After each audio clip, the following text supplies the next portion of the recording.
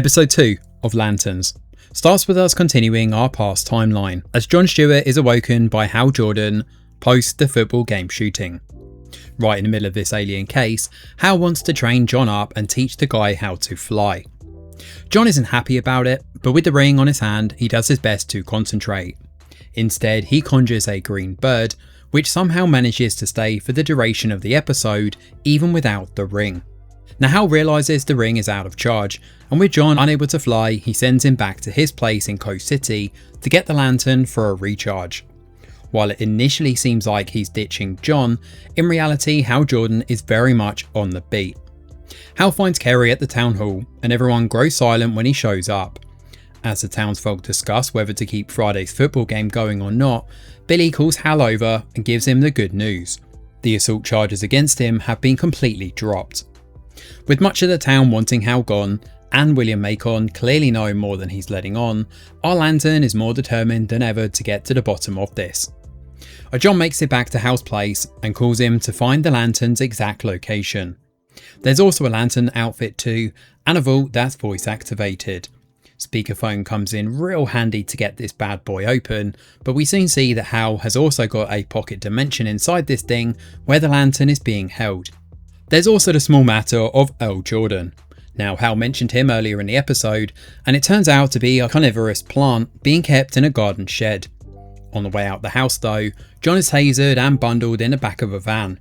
A scuffle ensues as John tries to scramble to safety, but his captors aren't exactly human and don't make it easy. They soon grab him and capture the guy properly. It turns out William knew about the alien because of the scanner back at the football field. Hal commandeers the alien corpses from the morgue and drags them through the detectors, where he confirms his theory that the metal scanner is actually more like an alien scanner. Hal shows up at the Macon estate and ruffles some feathers, but he's warned he'll be shot if he comes closer. Hal doesn't listen, steps forward and is shot for his troubles. Back with John, he's questioned about manhunters.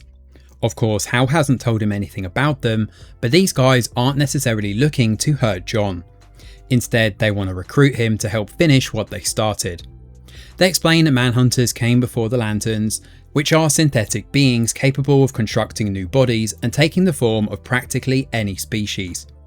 This allows them to embed themselves undetected within societies, all whilst developing technology far beyond anything those civilizations should ordinarily be capable of. According to them, one manhunter remains on Earth, currently passing as a human and quietly working from the shadows. They've seen firsthand what these things are capable of too, with a manhunter previously infiltrating their own world and engineering a massacre. Now that's what's actually brought their team to Rushville in the first place. They caught wind that a manhunter was hiding somewhere in town and sent 4 men ahead to investigate. However, those operatives were ambushed and killed at the football field, finally explaining the mysterious corpses from the previous episode. Even more suspiciously, Hal showed up around an hour later. With their own people unable to continue the search, they now want John to do it for them. He's given 48 hours to identify the manhunter and bring it to justice. If he fails, they'll take matters into their own hands, march into Rushville and start killing people until they find it. Now Hal survives his earlier gunshot, but at the hospital, Kerry questions him over who Sinestro is. This is one of Lantern's villains, but we only hear about this through Kerry's notes, at least for now. Spoilers! Which he's taken given Hal was mumbling and mentioning the guy in his sleep. Now John heads back to Rushville where he encounters Zoe again in a diner. They talk about her unconventional marriage before John returns to Hal properly.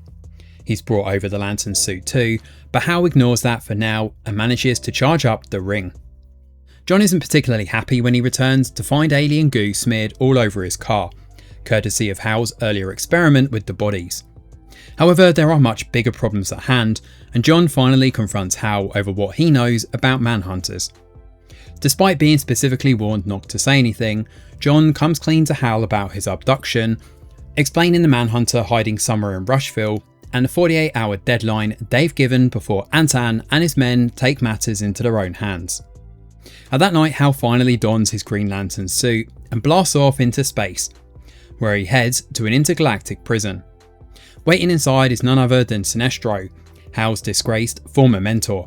Hal immediately questions him about manhunters, but Sinestro has an ominous response. if one of them still exists, he claims it would only be the second biggest threat Hal currently faces. So what's the biggest? Well, Sinestro turns the conversation around with one simple question. What can Hal tell him about Jon Stewart? So Lanterns returns this week with a slower slice of crime drama, breaking up the action between Hal and Jon as they go about different parts of this investigation. Hal is very much the focal point here, and as I said last week in the episode 1 review, he's the charismatic glue holding everything together in this series. It's obvious that there's a manhunter in town, and William Macon has something to do with this. He seems set up to be the very obvious red herring at this point though. The fact he has advanced tech on his compound and is training troops, not to mention an unconventional marriage, all leans into the idea of him being a bit eccentric and alien. However, I think the alien could be someone like Zoe, because for some reason she keeps popping up in this show, despite having absolutely nothing to work with. Unless you count that chat at the diner, which was, certainly something. Jon also appears to have an abnormal connection to the Green Lantern power, given he was able to conjure that bird for far longer than normal. But right now, it's pretty unclear exactly how he did that. This makes the ending with Sinestro that much more significant, because he's basically turning the attention back to Jon Stewart, given what's happening with him and the constructs. Hopefully we get some answers in the episodes ahead, and despite the pacing being a bit slow at times, this isn't actually that bad of an episode, and there's certainly groundwork being laid here for a compelling series to follow. Thanks for watching, and do let us know your thoughts in the comments below. Smash a like or subscribe to the channel, your support is very much appreciated. I'm Greg Wheeler, and from all of us over here at The Review Geek, we'll see you on the next video.